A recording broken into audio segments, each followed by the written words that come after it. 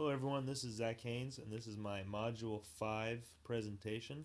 This is going to be over cognitive load theory, and also we're going to look at a really bad example of cluttered visual representation and then how I could have made it a little bit more organized. So the cognitive load theory is something that I haven't had much prior knowledge on, but in its simplest form it is the amount of information a working memory can hold at one time. And then a couple pieces that I took away were was that visual representations and text can compete with one another.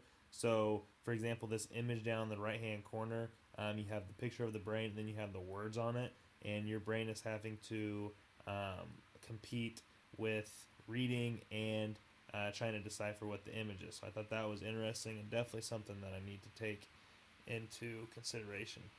And then another thing that I took from the CLT is reducing problem space. And problem space is essentially where you're at and what your end goal is, that space in the middle of how you're going to get there. In math, there's a lot of moving parts, a lot of steps, so I need to do a better job of making it more simple and reducing the amount of steps. And then also split attention effect, which is where there's multiple pictures and your brain has to work overtime to understand both pictures. So this is an example of an algebraic expression, and originally I thought this was pretty good because it had everything that I wanted students to know on it. It had all these different vocab terms, it was in different colors, it had definitions on it, so I thought this was perfect. But then after reading about cognitive load theory, I realized that this was not very good at all.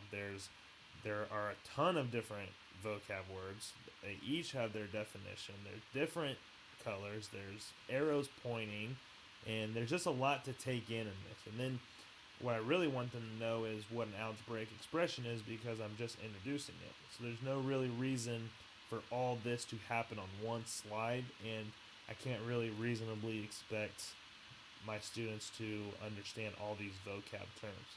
So one way that I could have done a better job is, after explaining algebraic expression, then breaking it down into each individual slide for the definitions. So, for example, with variable, have the word, have the definition, have an example of where we would see it in a example problem.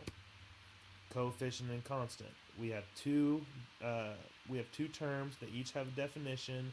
There's some arrows, but it's still relatively simple and it's easy to follow along, and you can easily distinguish the difference between what a constant is and what the coefficient is. And then with the term, same thing as well.